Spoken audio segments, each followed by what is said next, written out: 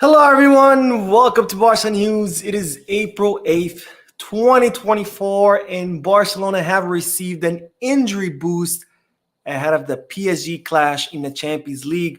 Also, a battle is brewing over the Argentine Franco Mastantuono. And finally, Barcelona are set to lose an academy starlet. We have a lot to discuss, so let's begin.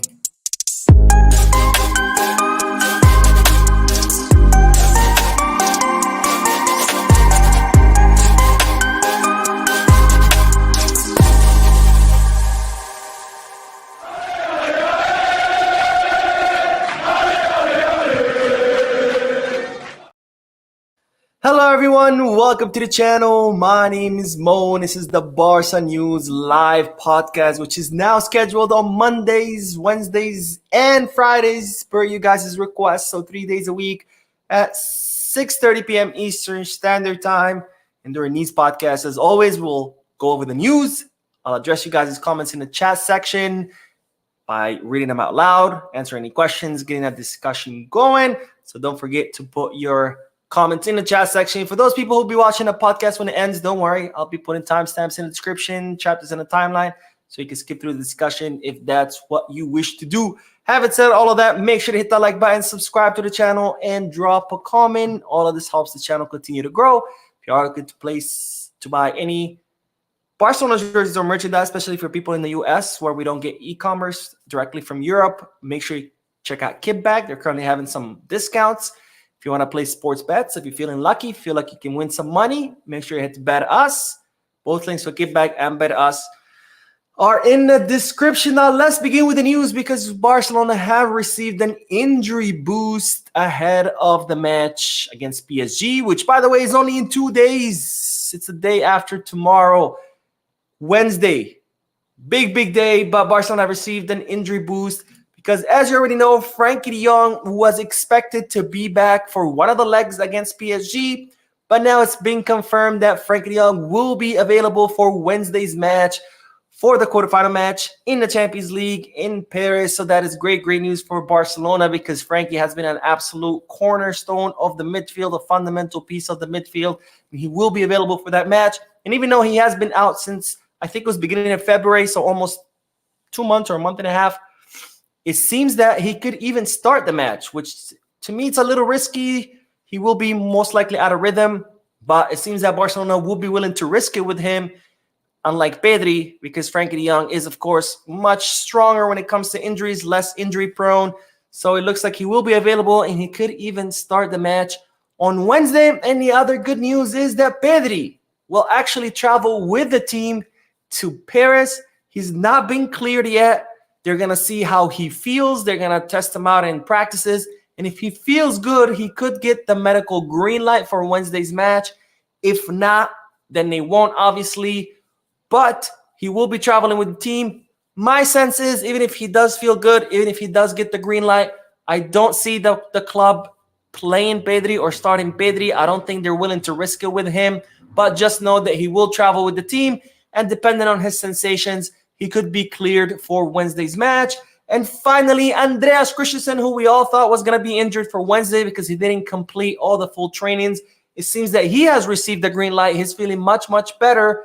So he too will be available for the match alongside Frankie de Jong. So that's great news because Christensen has been, an important piece or an important reason on why Barcelona has recovered their defensive solidity ever since he took over the pivot position. So definitely good news for Barcelona ahead of the PSG match, which hopefully Barcelona will win. We have to win, especially after those messages by the PSG Ultras and the PSG fans. I really hope we win on Wednesday. I think if anything, if I was Xavi Hernandez, I would print out that letter that the Ultras wrote to Barcelona, or the message. I would hang it in the locker room and say, look, guys, you see this letter right here? This is why you need to go out there on Wednesday in Paris, in their stadium, score 5 goals, and shut them up all for once and remind them that they are, after all, no matter how much money they have, no matter how much oil money they have, after all, PSG is still a small club playing in a farmers league, winning a meaningless trophy year after year. So we need to show them that. And we need to remind them that. Let's not let them forget that after all, they are still a small club, no matter how much money they might have. There's a saying in Spanish that says a monkey dressed in silk is still a monkey. Well, that's PSG for you. But anyways, let's continue because it seems that Barcelona will be wearing the Señera in Wednesday's match. Of course, Paris or PSG have that blue and red color combo in their jerseys. So in order not to clash, Barcelona could have opted either for the away kit, which is the white one, or the Señera. They chose the Señera, which in my opinion is a good choice. I do like the Señera a lot. It has brought us good luck. Hopefully it does bring us good luck on Wednesday because, again, we really, really need to win that match. Not just because we need to beat PSG and remind them that they are a small club, but also because let's not forget the Club World Cup is at play. The Club World Cup will be played in 2025. It's going to be every 4 years. It's going to be 32 clubs participating. And just for participating, Barcelona could receive 50 million euros, which is a big, big boost for the club, or would be a big boost for the club. So Barcelona need to qualify to the Club World Cup. And to do that, they need to win both quarterfinal legs, qualify to the semifinal, and then maybe win or draw one of the semifinals legs with the other ones not really mattering. And Atletico Madrid need to lose both of their quarterfinal matches. So Atletico Madrid lose both matches against Dortmund. Barcelona win both matches against PSG. They make it to the semifinals. And then they, draw or win one match against Dortmund. We'd be good to go. We would qualify. And it seems that the players are very much aware of this. They know that not only is the qualifying to the semifinals at stake here, not only is the club's reputation at stake here, but they also know that the Club World Cup is at stake here. They have been informed. So hopefully this will give them an extra boost. And hopefully we'll see Barcelona again win against PSG and send that small club back to the Farmers League where they have come from. Anyways, let's start with the chat section, and then we will talk about Franco Mastantuono. All right, ASAP, who says, hi, Mo. What's up, ASAP? Thank you for joining. And Skeleton, who says, I am Sigma. What's up, Sigma? Welcome to the live stream. And Igor says, metal forever. All right. That actually is the sign for I love you. This is metal. This is I love you. This is metal. But if you're trying to tell me I love you too, man. Thanks. All right, let's see. 8mm says, un día de partido. Not yet. On Wednesday. And Enoch says, do you think Barca should bring back the boisos? I can't say it. I know who you're talking about, the ultras from Barcelona. No, we should not bring them for the second leg. We should not bring them ever. Let's not forget who the Barcelona ultras were. They're a bunch of criminals. They're thugs. They are neo-Nazis. They're racist. They are the worst group of people to ever assemble in Barcelona. There's a reason why Joan Laporta banned them from the stadium. And let's not forget, when he did that, they found his house. They tagged his whole house, threatening him that they were going to kill him for banning him from the stadium. So no, we should never, ever, ever, ever be associated with people like that. Let PSG, who are a small club, be associated with their ultra fans. We as an institution, as a respectable institution, as a historical institution, as one of the biggest clubs in the world, we should never, ever, ever be associated with criminals. So no, we should not bring those guys back. Let PSG, again, a small club from a farmers league, let them be associated with their ultras, who, by the way, were present at their training. It's crazy. So not only are these ultras just running rampant, saying whatever they want, being allowed into the stadium, but they're even allowed into their training sessions. Absolutely crazy. But that's a risk that they run, because let's not forget, when PSG do lose, those ultras are then threatening the players and their families that they're going to kill them for losing. So if that's the game they want to play, let them play it. Let's not us play that game.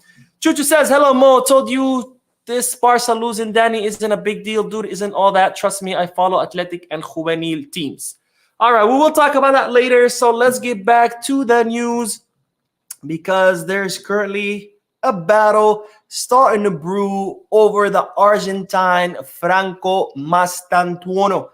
If you don't remember who Franco Mastantuono is, or you haven't watched my previous videos on the channel, I've talked about him a lot. But he's a 16-year-old attacking midfielder from Argentina. He currently plays in River Plate. I think it's the under-20 team. He's already debuted with River Plate's first team, and since debuting He's been creating a lot of waves, not just in Argentina, but all throughout the world, because it looks like he is an incredibly promising player. Your typical number 10 Argentine, someone who can create plays, someone who can distribute the ball, someone who can dribble past players, someone who moves very freely throughout the field. Your typical number 10, if you want to call it that. And ever since that, Franco Mastantuono has been attracting a lot of attention in Europe for some of the biggest clubs in Europe. And it seems that Barcelona are not throwing the towel, and they are still in the race for Franco Mastantuono, despite Real Madrid being in pole position to sign the player. Now, Real Madrid have been tracking Mastantuono for quite some time. They've been in contact with his entourage. They've been advancing the operation a lot to try to sign the youngster. Franco Mastantuono's contract initially was set to expire in 2025. However, he just renewed his contract with River Plate, and they have increased his release clause to 45 million euros. And it seems like it's an ascending release clause, which keeps getting higher and higher as time passes by. So definitely it's going to be an expensive operation that Real Madrid are trying to seal. But despite that, despite Real Madrid sitting in pole position to sign the player, despite 45 million euros being out of the budget for Barcelona, Barcelona are not throwing the towel, because the club have reached out to the player's entourage and his family. And after talking to them, they have gotten the sense that when it comes to Real Madrid and Barcelona, Mastantuono leans more towards Barcelona. The player and his family are more in favor of Barcelona. They have more of a sentimental connection to Barcelona because, of course, Lionel Messi, Mastantuono is 16 years old. That means he grew up watching Messi with Barcelona. So they have that kind of sentimental connection to FC Barcelona. So given that connection between the player and the club, Barcelona are not throwing the towel, and they will still try to sign the player. Now, Mastantuono is 16 years old, so he's still very young. He can't come to Spain until he's 18 years old. So Barcelona does have some time. Also, Mastantuono seems to be wanting to stay at River Plate for now. He believes that it's a little bit too early for him to make a jump to Europe, which I think it's a smart thing. We've seen that happen before, where players jump to a big club before their time, and then they end up failing. So it looks like Mastantuono is not in a hurry to leave River Plate. He wants to stay there. Plus, by law, he has to stay there until he's 18. So Barcelona could pull this off, but as long as the player decides not to sign with anyone, and as long as the player decides to stay for River Plate for another season or two, if that happens, then Barcelona could have a chance of signing him, because as we know, starting summer 2025, the club will be in a much better financial health. It's going to be much better financial fair play-wise. So if the player decides to be patient, not to sign with anyone, wait, then Barcelona could sign him. If Mastantuono decides I want to sign today with someone, then no, there's no chance. Then most likely he would go to Real Madrid, because Real Madrid could technically pay his full release clause right away. Barcelona cannot. Barcelona have to depend on the player, on the player's patience. Now, River Plate are not really in favor of getting rid of Mastantuono. They know they have a rising star at their hands. They're about to lose Echeverri. I mean, technically, Echeverri did sign with Manchester City, but he's still there. But they will lose him pretty soon, so they don't want to lose another star. So expect River Plate to ask for the entire full 45 million euros release clause. They're not going to negotiate it because they don't want to lose them. So just keep that in mind. But again, if the player is patient, decides to wait, doesn't sign with anyone, Barcelona have a chance. If not, then this will be a signing that would not be possible. All right, let's get back to the chat section, and then we will talk about who will Barcelona lose in the summer from Barca Athletic. All right, let's see. Asap says, I think that Thiago Motta's tactics are really good for our Barca style of play. I think he can really be an amazing coach. Thiago Motta was considered a lot when Xavi first announced his resignation. Someone that Barcelona were tracking, that were watching. They do like him. They do like what he has to offer. But Barcelona, again, don't want to, assuming, of course, that they decide finally not to wait for Xavi to change his mind. But Barcelona want something safe. They want a safe bet. They're not looking to sign another inexperienced coach who maybe he'll do great, maybe he'll do bad. They are betting more for a safe bet. So that's why Thiago Mota was ruled out. However, it's not ruled out completely in the future. Barcelona are still interested in keeping track of him, how his career progresses. Let's see how he does at other clubs. If he continues to do good, maybe down the road, Barcelona could bring him as a coach. But for now, he's not a priority because of the lack of experience. A Sports says, Mo, I think we should focus more on finishing at least 2/3 of chances we create against PSG. Amen. Well, we also got to focus on creating chances, because one big problem in Barcelona has also been not creating chances, period. We've seen so many matches where we didn't have a shot on target until like the 70th or 80th minute. So we also need to create them, not just try to finish it, because you can't finish something that you did not create. Asap says, I know an amazing pick for a cheap, amazing right wing to compete with Yamal, and he is Edon Segrova. He is a Barca fan. He's outstanding his season and has a lot of potential, and only 25. I haven't heard of him, but if you tell me he's already 25, then he doesn't have potential, because players you reach their prime at 25. So whatever the player is offering at 25, that's all he's going to be offering. He's not going to offer you any more. That's it. That's his prime. If anything, it's a decline after that. Now, of course, the prime does last a few years, 25, 6, 7, maybe 8. And after that, they start, they go over and start gradually dipping. But if at 25, he still hasn't gotten his break, he won't get his break, most likely, because that's it. That's as best as he's going to get. Now, if he was 19, then you're like, okay, yeah, he's still growing. He can still get better. But at 25, no. Trick Chocolate says, take Pedri to Paris to get his blood running, but too soon to play him. Unleash him in the second leg. Yeah, I don't think the club will risk it. I don't see the club risking it, even if he does get the green light. Let's see. Midara says, hey, Mo, did you get... Oh, shit. I don't have my glasses. I'm like, why am I struggling? There we go. Did you get so feel that affected the eclipse and the Big Apple? It was very disappointing, actually. It was cloudy, so I couldn't see it at all. It did get a little dark, but it wasn't like dark. It was just more like the same as a cloudy day. That's how as dark as it got. I did get to experience when I was a kid. I remember, I think it was in 2000. I did get to experience one time a full eclipse. Not here in the U.S., but I did like a total eclipse. Like it got pitch black in the middle of the day. So that was a really cool experience. But that was in 2000. So that was, what is that, 24 years ago? Time flies. But anyways, let's get back to the news, because we do have to talk about Dani Rodriguez, who Barcelona are set to lose. Now, if you don't know what Dani Rodriguez is, we've talked about him in the channel before. He's an 18-year-old left winger who currently plays in Barca Athletic. Sometimes he plays Juvenil, mostly Barca Athletic. He is someone that Barcelona signed back in 2020 from Real Sociedad, a left-footed winger, lots of speed, strength, dribbling, etc., in whose contract expires this summer. Now, Barcelona were looking to renew his contract with hopes that maybe he can eventually work his way up to the first team and become a left winger for the first team. Of course, we don't have anyone in that position.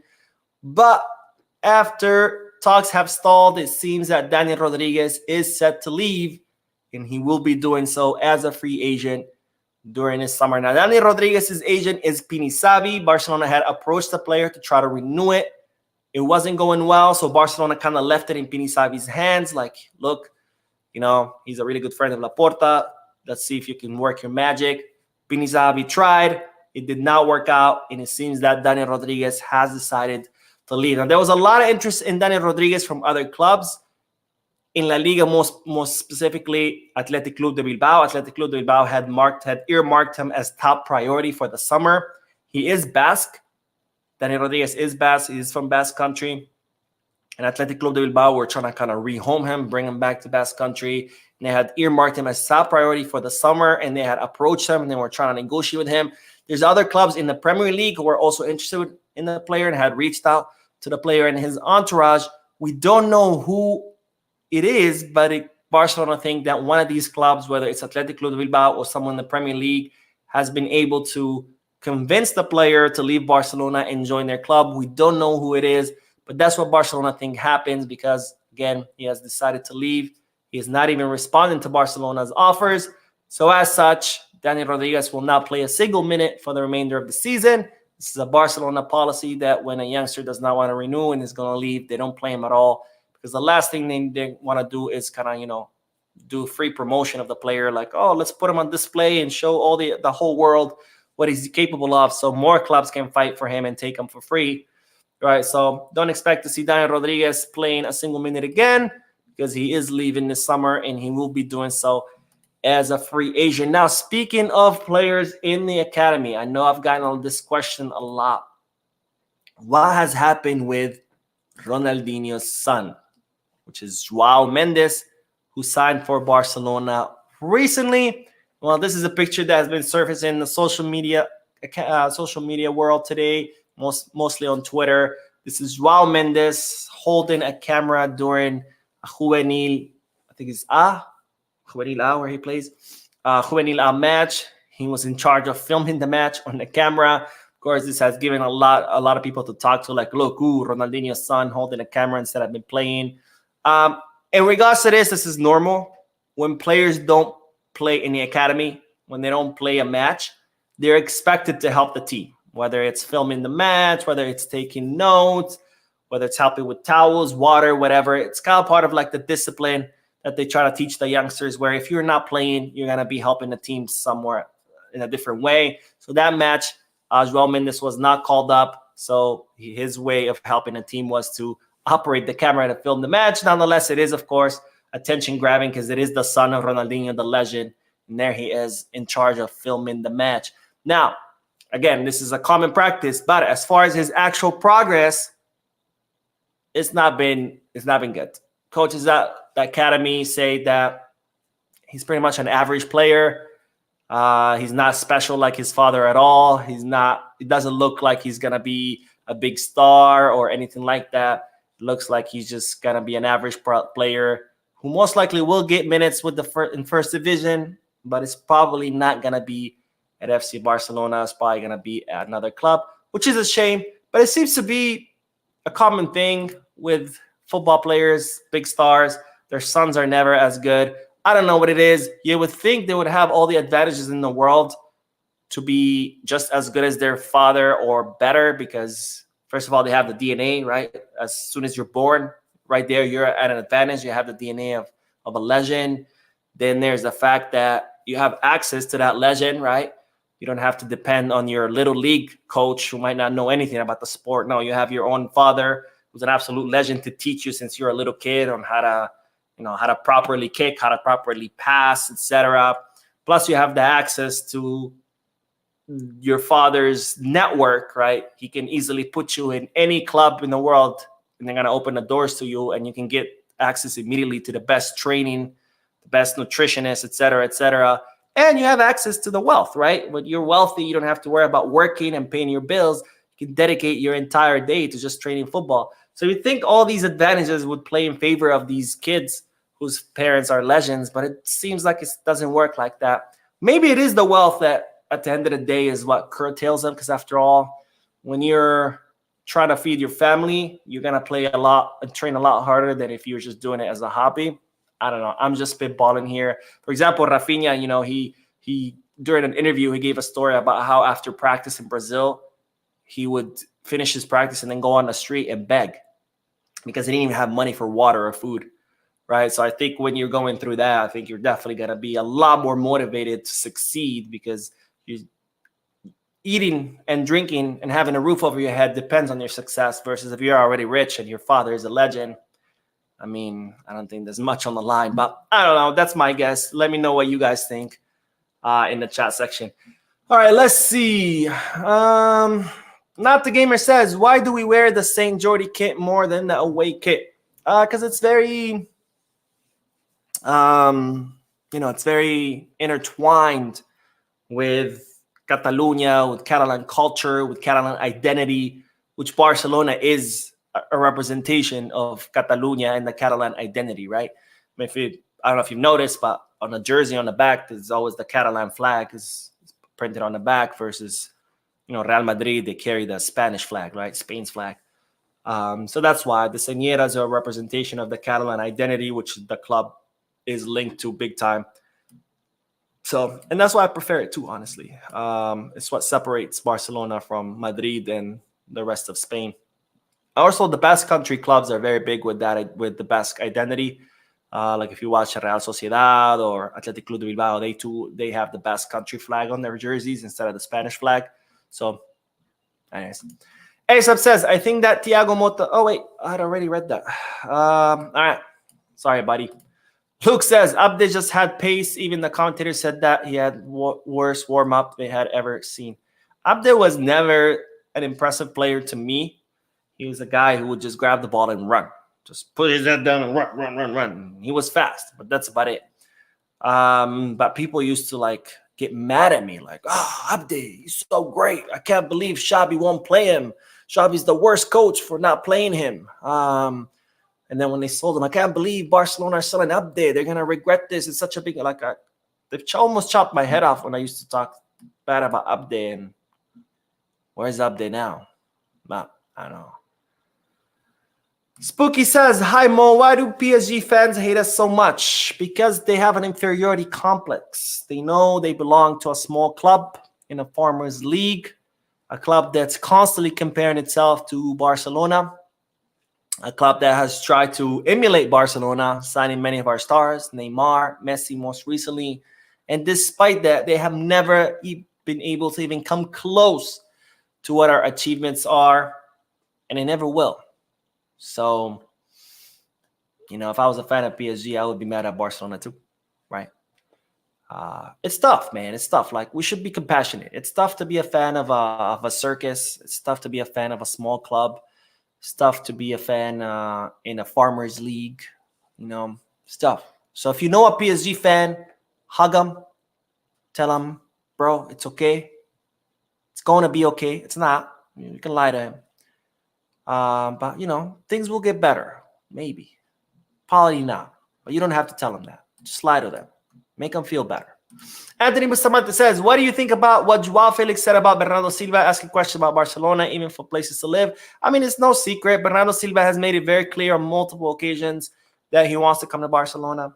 The Joao Felix interview is being blown out of proportion. Bernardo Silva wants to come to Barcelona. Yeah, he does. We've been saying that for 2 years now. The problem is the money. Do we have the money to bring him? Anyways. All right. My boy Ross says, how serious is Williams' news? I think it will be amazing. I talked about it in one of my videos yesterday. Nico Williams is Deco's #1 priority for the left wing. The question is, will Barcelona be able to sell enough players to bring him? If Barcelona can sell enough players to bring him, they will. If they can't, obviously they're going to have to, they're going to have to just move on. But he is the #1 priority for Deco for the left wing position. He wants to come. Barcelona want him to come. The question is going to be whether we have money.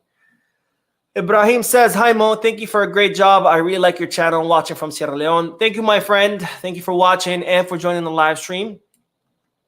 Let's see. Junior says, PSG Ultras are still haunted since 2017. Thing they stand for, please stop. Yeah, I think that's another one. And, everything. They took Neymar. They paid I think he was the most expensive signing at the time. I think he still is. 222 million. Thinking they had, that was going to be the key, and he completely failed with them. They brought Messi. They brought Ramos. They brought everybody. They still failed. But that's the thing, though. You can't just sign a bunch of stars and expect magic to happen. Football's a lot more complex than that. If not, that's what every team would do, right? Just sign the best 11 in the world, and voila, you win everything. J.A. says, PSG fans and Madrid fans have such an inferiority complex when it comes to Barca. Plus, I love watching your videos from Pennsylvania. All right. PA in the house. Toon says, hey, Mo, do you think Barca should give Ansu another chance before getting rid of him? Maybe seeing the other La Masia players excel may cause him to get his ass in gear. I would like for Ansu to stay, honestly. I really believe he will hit his stride eventually. Let's not forget he's young. He's only, what, 20, 21? So I don't think he's finished. I think he will eventually overcome his injuries. You know, his body is still developing. His muscles are still weak, still growing. Look at Dembele, right? He just hit his physical prime at 25. You know, all of a sudden he hasn't been injured a single time with PSG. So I think Ansu eventually will get to that point.